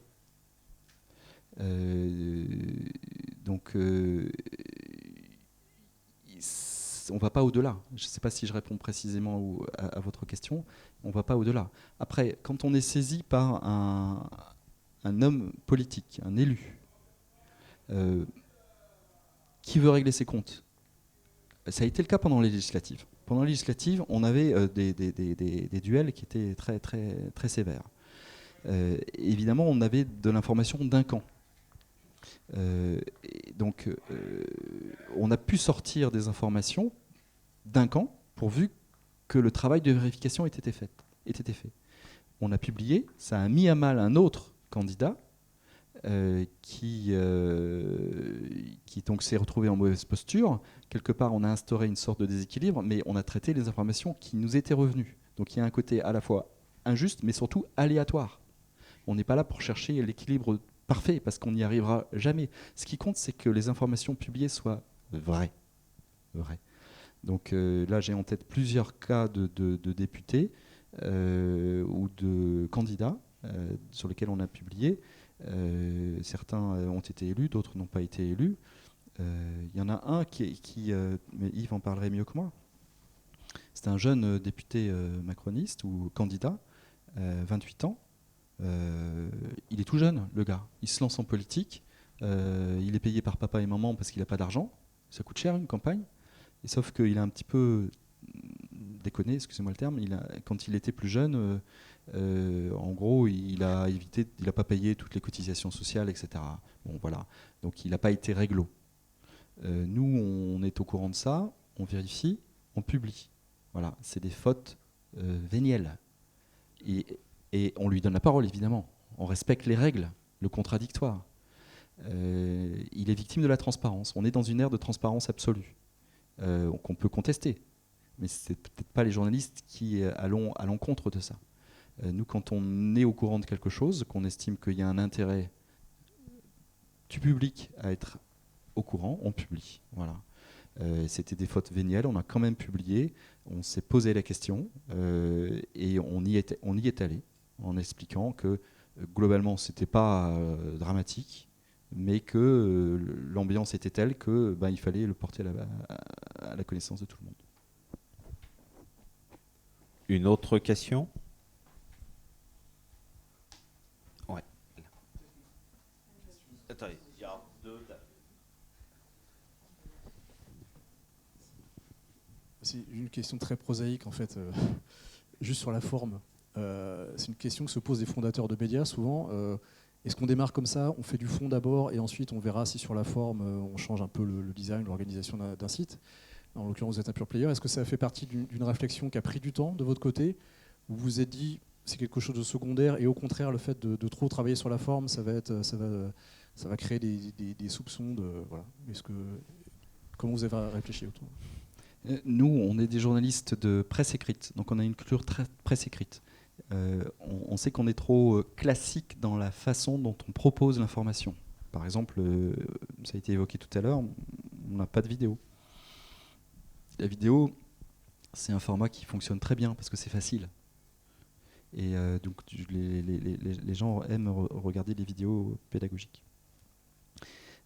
Donc on a réfléchi, mais on a foncé aussi. C'est-à-dire qu'en 9 mois, le site était disponible. C'est un délai très très court. Mais quand on s'est lancé, le site, c'était, comme je le disais tout à l'heure, un prototype. C'est-à-dire qu'on savait qu'il n'était pas finalisé, le site. Et on l'a dit, en toute sincérité et en toute transparence, on l'a dit au public, voilà ce qu'on vous propose. On l'a fait en accès libre, parce que personne ne nous attendait, c'est ce que je disais tout à l'heure. Donc c'était gratuit. Pendant 4 mois, ça a été gratuit. et on a dit voilà ce qu'on a prévu pour vous, qu'est-ce que vous en pensez? On a eu très peu de remontées parce que les gens n'osent pas ou ont autre chose à faire. Mais on était à leur écoute et on avait imaginé des rubriques qu'on n'a jamais exploitées et on se bonifie avec le temps. En fait, c'est un processus d'amélioration. Et du coup, ça va encore changer. Sur les longueurs d'articles, par exemple, on sait qu'on est trop long. Donc on va couper quand même un peu, parce qu'il ne faut pas être trop exigeant, sinon on risque de perdre son lecteur. Le média est souple, le média est au service, en fait.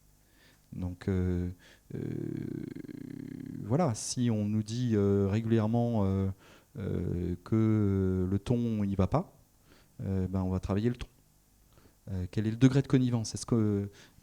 Comment on s'adresse au public? Est-ce qu'on parle en notre nom propre? Est-ce qu'on dit j'ai fait ceci, j'ai été voir ce monsieur, j'ai pris une porte à tel endroit, ou j'ai mis 3 semaines avant d'avoir une réponse de la préfecture? Voilà. Est-ce qu'on est dans la proximité, dans la connivence, ou plutôt dans la complicité avec le lecteur? Sans doute une carte. Ça se travaille. Ça se travaille avec vous, avec le public, je pense. Moi, je veux bien en glisser une, pour la fin peut-être. Vous avez dit tout à l'heure qu'il fallait titiller les puissants, entre guillemets, qu'ils soient élus, chefs d'entreprise, et on peut aussi vous titiller un peu, vous. Où est-ce que vous placez la frontière entre l'investigation et le malsain? C'est-à-dire que la frontière n'est pas toujours évidente, parce que le public il peut en vouloir toujours plus. C'est-à-dire qu'on a vu en France, la presse, pendant très longtemps, ne s'intéressait pas aux affaires de mœurs. Cette frontière-là a sauté. Aujourd'hui, on est passé à autre chose. Pour vous, la frontière, elle est où? Alors, c'est une très bonne question et vous avez raison de me titiller. Il n'y a pas de raison que je ne le sois pas.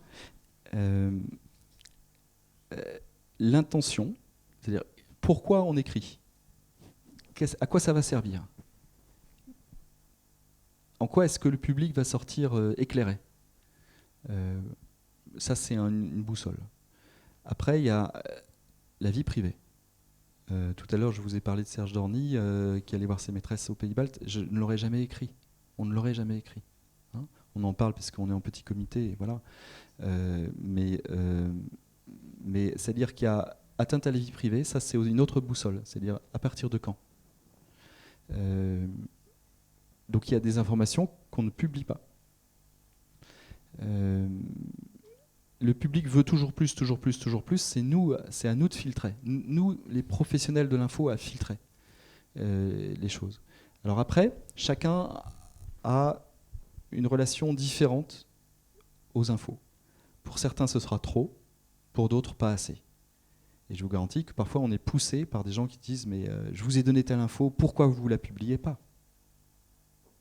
Et on dit non, parce que ça ne regarde personne. Donc le filtre, c'est nous, c'est notre éthique, notre déontologie. On a beaucoup de discussions entre nous. C'est pas simple. Et parfois, on va rater. Parfois, on ira trop loin. Parfois, pas assez. Mais je peux pas répondre mieux que ça. C'est pas une science exacte, le journalisme. Ça reste de l'artisanat. Hein. Donc on le fait au mieux. On est scrupuleux, on est professionnel, on cumule des années et des années d'expérience derrière. Donc on va pas faire n'importe quoi. Je suis pas un chien fou, quoi. Peut-être que vous imaginiez voir un fou furieux, un métier d'investigation à Nantes, qu'est-ce que ça va être? Et puis vous voyez un type qui parle avec une voix douce, vous ne comprenez pas trop, quoi. Mais c'est vrai. Donc c'est doux, mais ça y va. Et j'ai peur de personne et on a peur de personne. Parce qu'il n'y a pas de raison d'avoir peur. Pourquoi? Parce qu'on a raison. Parce qu'il y a 1000 choses qui ne sont pas connues. Et parce que le public, il n'y a rien de pire que d'avoir l'idée qu'on cache des choses. Donc on n'est pas dans la transparence absolue, mais il faut dire les choses, parce que sinon la suspicion, elle va gangrener encore plus la démocratie. Si le public sent qu'il y a des journalistes qui vont au bout, qui sont incisifs, peut-être qu'ils arrêteront de dire « ouais, mais c'est manipulé, c'est télécommandé, etc. etc., etc. » Je vais vous expliquer une anecdote, vous allez comprendre. Un jour, j'enquête, ça n'a rien à voir avec Médiacité, sur le maire de Évreux. Le maire de Évreux, c'est un type qui bossait dans sa mairie, qui avait décroché sa mairie dans des circonstances incroyables, et il bossait jusqu'à point d'heure, jusqu'à 3 heures du matin, son bureau était encore éclairé, etc. etc. Et puis il faisait du mieux qu'il pouvait. Dans la discussion, à un moment, je dis mais c'est bizarre quand même, vous avez changé de patronyme. Ah bah oui, il a changé de patronyme, il s'appelle Michel Champredon, mais en fait, il s'appelle, c'est une vieille histoire, donc j'ai peur d'écorcher, mais il s'appelle Saïd Areski. Voilà. En fait, il était d'origine maghrébine. Et puis, son père l'avait abandonné, donc il avait été élevé par sa mère, et à un moment, il avait changé de prénom. Mais il avait voulu franciser son prénom. Et il l'avait francisé à 18 ans. Est-ce que ça, c'est vie privée ou vie publique ? Après, bon, il était franc-maçon. Tout à fait honorable d'être franc-maçon, sauf que quand je lui ai posé la question, il a dit mais je ne veux pas répondre à vos questions, vous êtes dans l'Inquisition, c'est la transparence absolue, on n'est pas aux États-Unis ici. Et alors je ne me suis pas démonté, je lui ai dit mais si je vous pose la question, c'est qu'il y a un intérêt du public à le savoir. Pourquoi ? Parce qu'une partie de vos actions sont directement liées à votre appartenance à la franc-maçonnerie. Par exemple, sur toutes les mesures pour l'école publique, sur le financement de telle ou telle association, il y a un lien direct. Donc c'est votre vie privée, mais comme il y a une incidence sur la pratique de votre politique, que vous êtes élu de la République, le public peut savoir. Et ça, la jurisprudence nous donne raison à nous autres, parce qu'on est souvent attaqués pour atteinte à la vie privée, justement. D'ailleurs, il nous a attaqués. Il a perdu. C'est-à-dire qu'il y avait déjà une jurisprudence qui a été confirmée par le procès. C'est-à-dire qu'on a considéré que c'était un intérêt général du public, à savoir qu'il avait une appartenance à la franc-maçonnerie et qu'il était dans cette croyance-là. Je ne sais pas si je réponds. Il n'y a pas de réponse absolue. Voilà. Y a-t-il une dernière question ? Non. Nous avons épuisé le sujet médiacité, donc on se retrouve... Moi, je ne suis pas épuisé, j'ai une chose à vous dire encore. Vas-y. Avant de vous rendre votre liberté. Médiacité, c'est aussi un média qui, dans l'organisation, est nouvelle, en ce sens qu'on est un média national ancré localement. Et ça, c'est fondamental, parce que s'il y a des informations qui ne sortent pas, c'est aussi parce que, parfois, les confrères sont trop proches de leurs sources. Et nous, on joue à fond de cette double identité. Et sur des sujets comme, par exemple, Notre-Dame-des-Landes, qui a été cité tout à l'heure, c'est très important de pouvoir enquêter avec deux faisceaux convergents, un faisceau national et un faisceau local. Être sur le terrain, mais aussi avoir les relais au ministère de l'Environnement, d'aller voir le siège de Vinci, parce que c'est à Paris que ça se passe. Et donc nous, on peut mener conjointement avec les auteurs et les journalistes locaux, compléter l'enquête par une enquête nationale. Et ce faisceau convergent fera la qualité de nos enquêtes. Et on pourra aussi à terme, si on est présent dans toutes les villes, avoir des approches comparatives d'une ville à l'autre. Parce que vous, à Nantes, vous pouvez être intéressé sur des thématiques qui concernent différentes villes, de savoir comment une autre ville a fait avec tel et tel sujet de contournement routier, de grands stades, de lieux de spectacle, etc., etc. Voilà. Merci. Merci à Jacques Transo et donc bienvenue à Nantes à Médiacité à partir du 13 septembre. C'est une date choisie au hasard ? Une petite question, j'ai pas le droit de prendre la parole. Si. Est-ce qu'un physique avenant et beaucoup de gentillesse est gage de confiance ? C'est moi le physique avenant. Vous avez pas vu, j'ai perdu mes cheveux. Je ne sais que répondre à cette remarque. La gentillesse, tout le monde doit l'adopter, la gentillesse. Donc c'est un mélange de gentillesse et de fermeté. C'est la bienveillance qui est dans l'air du temps. Tout le monde ne nous considérera pas bienveillants à partir du 13 septembre. Le 13 septembre, c'est une date au hasard ou Non, c'est qu'on voulait se lancer en juin et on n'était Ouais. pas prêt, donc on a repoussé pour partir dans de bonnes conditions.